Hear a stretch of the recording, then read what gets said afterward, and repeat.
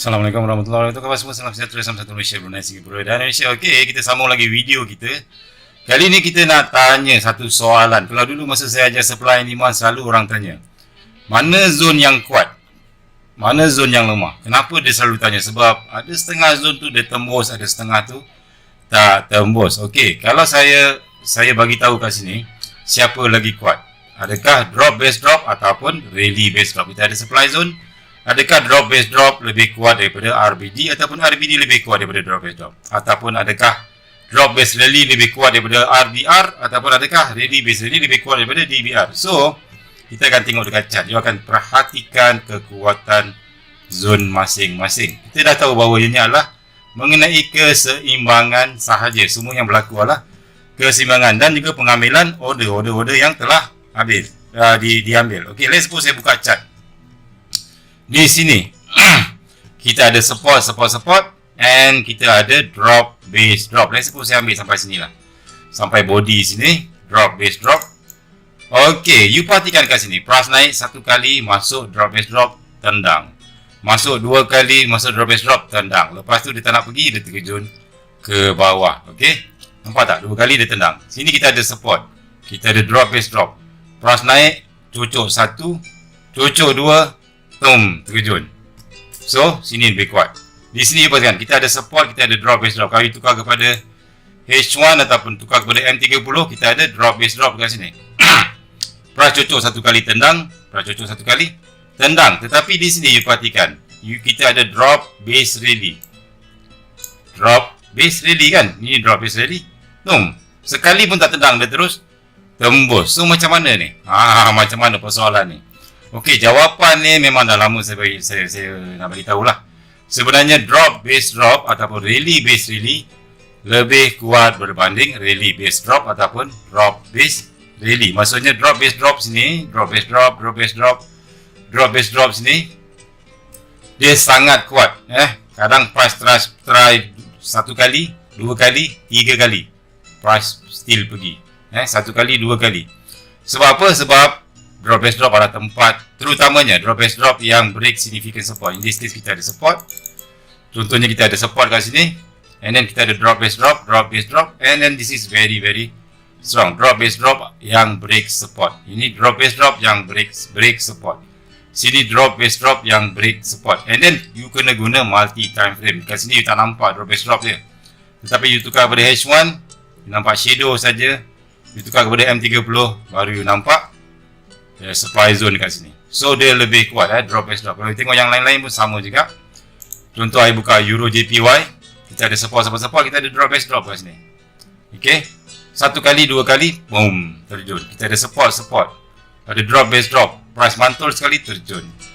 Kita ada support, drop base drop, price pergi sekali, mantul, terjun. So inilah yang tempat kita nak masuk. Bukan semua tempat, bukan tempat-tempat yang sembarang-sembarang kita nak masuk, agak risiko. Kita nak masuk tempat yang entry yang lebih kuat.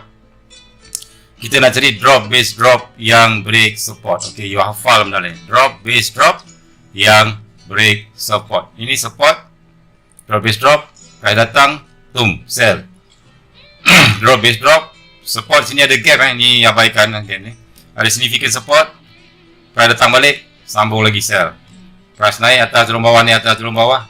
Kat sini kita ada support, ada drop base drop, price naik atas, kita sambung sell. Kalau you buka mana-mana pair pun sama juga. Dekat daily kita ada support, drop base drop, price naik atas, pergi jauh, terjun. Dekat sini kita ada significant support. Dekat sini kita ada clean break. You buka H4, you ada drop base drop, double maru, terjun, tendang. Sini drop base drop. So dekat mana kita nak TP? Okay, kita dah tahu entry. Dekat mana kita nak TP pula? Kita nak entry dekat drop base drop yang break support. Maksudnya dekat sini kita entry.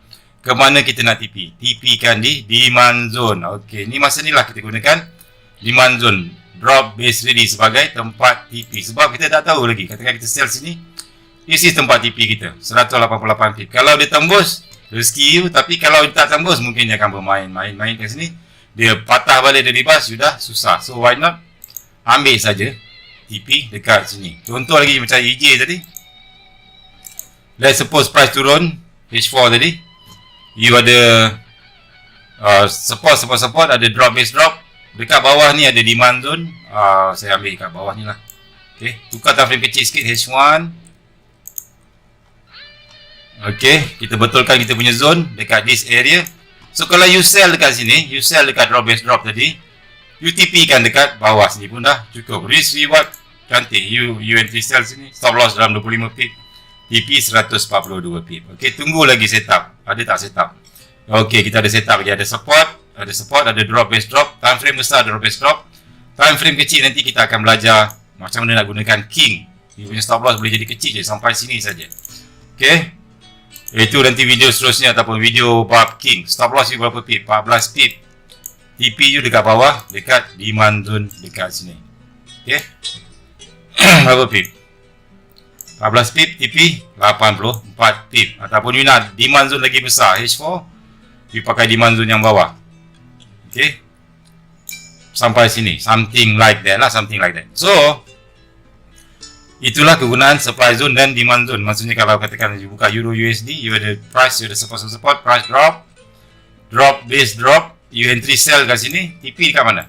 TP dekat demand zone sini, tempat demand zone imbalance. Price mencari demand zone kan.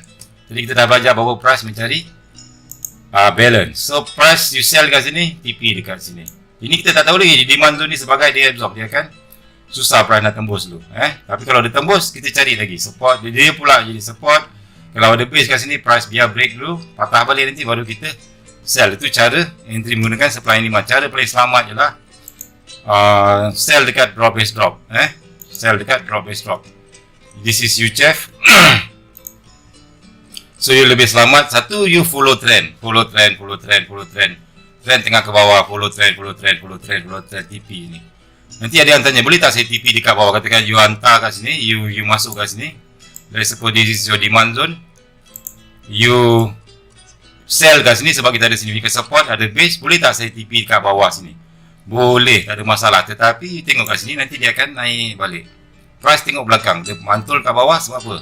Dia mantul kat sini. Tengok belakang. Kita ada demand zone. Demand zone ni lah yang akan mantulkan price. Mantul.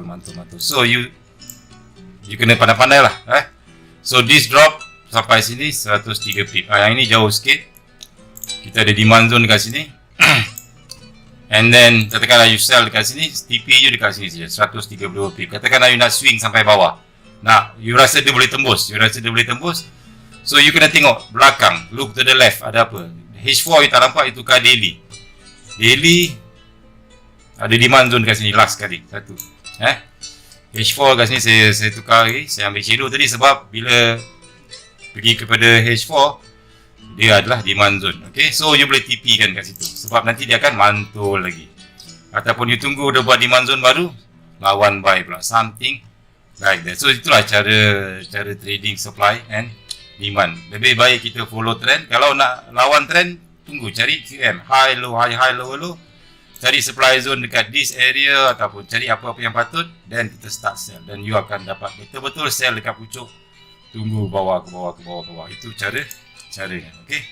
Nothing that's it. Lepas ni kita akan belajar lagi sikit little bit tentang supply demand. Lepas tu kita dah boleh lompat kepada QM, setup QM. Kita kembali video seterusnya. Assalamualaikum warahmatullahi wabarakatuh.